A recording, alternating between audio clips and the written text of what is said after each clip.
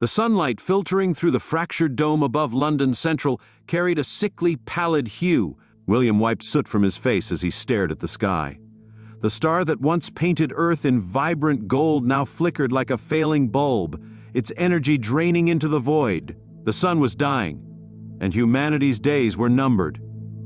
The Council's plan was a desperate gamble, one that divided the remnants of society. To survive, humanity would retreat not to another planet, but another time. Chrono-exodus, they called it, a last-ditch effort to escape the chilling grip of entropy. If the calculations held true, the wormhole device would deliver a select few to an Earth of the past, where the sun burned young and strong, but the project had cost lives, resources, and trust. William had volunteered not out of hope, but out of resignation.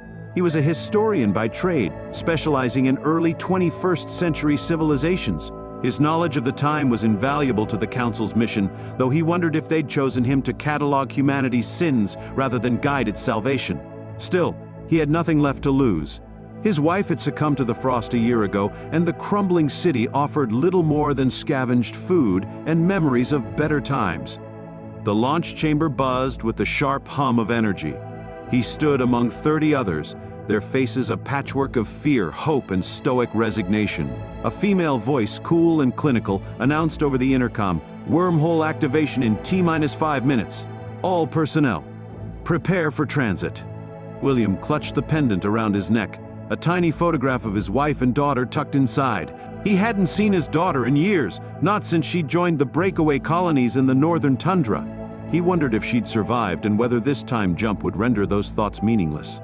Would they still be the same people, with the same stories, when all this was over? A sudden jolt broke his reverie. The chamber shook violently as sparks danced along the wormhole generator. Technicians scrambled, shouting commands over the roar of machinery. The intercom crackled. "Instability detected! We're proceeding, but we're losing control of the coordinates." The room dissolved into chaos, but William stayed rooted. He'd read enough accounts of disaster to know there was no point in panicking. The light around him warped, shifting from a blinding white to deep violet. He felt his body stretch and compress in impossible ways, the sensation neither painful nor comforting. When the disorientation subsided, William opened his eyes to a scene both alien and familiar. The air was thick and humid, buzzing with the sounds of insects. A sprawling forest stretched around him, untouched by humanity. The sky above shone with the golden brilliance he'd almost forgotten, the sun bathing the landscape in warmth. Others began to stir, their murmurs of confusion growing louder. One of the engineers, a wiry man named Grant, spoke first. We made it. This must be what, the Cretaceous? Maybe earlier? "Not exactly the 21st century," someone muttered. William scanned the surroundings, heart pounding. They'd overshot their target by millions of years. Civilization as he knew it didn't exist here, and the challenges of survival in this ancient world loomed large. But it wasn't the temporal miscalculation that troubled him most. His historian's eye caught something incongruous in the distance, a column of smoke rising against the tree line. "There's someone here!" he whispered. Impossible, yet undeniable. Before anyone could respond, a deep, guttural roar echoed through the jungle, shaking the ground beneath their feet. The group froze, eyes darting toward the source of the sound. Emerging from the foliage was a creature William had only seen in museum exhibits and textbooks, a Tyrannosaurus rex, its massive frame casting a shadow over the clearing. The group scattered, survival instincts overriding reason. William sprinted toward the smoke, adrenaline fueling every step. If there were people here, they might have answers, they might have shelter. But as he broke through the underbrush, he stumbled upon a sight that stopped him cold. The smoke rose from a small camp, and within it stood figures unmistakably human. Their clothing was crude, but bore markings that reminded him of no known culture. One of them, a tall woman with piercing eyes, held a spear tipped with a metal alloy far too advanced for this era. She spotted him instantly, her expression a mixture of shock and recognition. Before he could speak, she raised her spear and shouted in a language he couldn't understand. The others moved swiftly, encircling him. "Wait!" William raised his hands. "I'm not here to hurt you."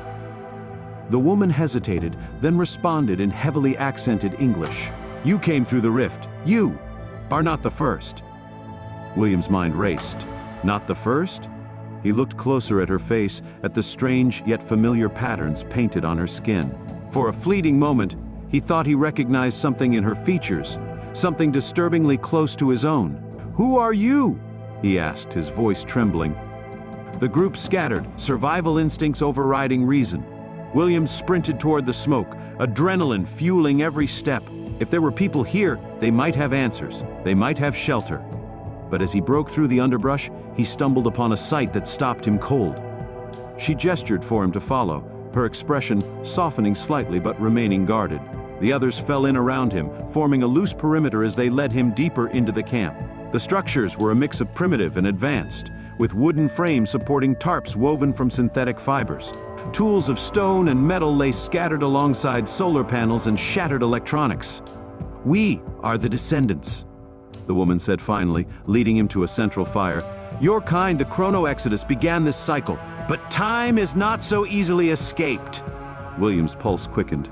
"What do you mean? Are you saying we caused this?" She nodded solemnly. "The rift you opened, it is a wound in time.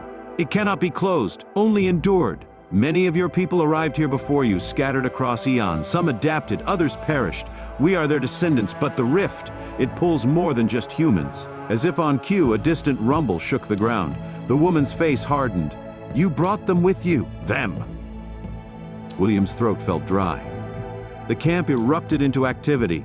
Men and women armed themselves with an array of weapons, both primitive and advanced. The woman turned to William, thrusting a spear into his hands. "If you want to survive," she said, "you fight." The rumble grew louder, joined by the mechanical whine of engines. William's mind reeled as he realized what she meant. Somehow machines from his future had followed them through the rift. Drones and warbots, remnants of humanity's technological hubris, now stalked this primordial world. The tree line exploded as a sleek, quadrupedal robot burst into the clearing, its metallic frame glinting in the sunlight. It scanned the camp with glowing red sensors before charging. The descendants met it head-on, their weapons clashing against its armor. William hesitated, fear rooting him in place, until the woman's voice cut through the chaos. "Now, William!" He lunged forward, the spear feeling alien in his hands. The battle was a blur of noise and motion, his body moving on instinct. The robot's hide was nearly impervious, but together they managed to disable it, striking at its joints and exposed circuitry. When it finally collapsed, a collective cheer rose from the group, but their victory was short-lived. More shapes emerged from the forest, their glowing eyes piercing the shadows. "We can't stay here," the woman said, panting. "The rift won't stop until it's finished pulling everything through. You've brought the end with you." William's heart sank. He had hoped to escape the dying sun to find a second chance for humanity. Instead, they had unleashed a new apocalypse. In the city force we lose our way. Neon lights guide us through the day. In the crowd we find our space. Rhythms of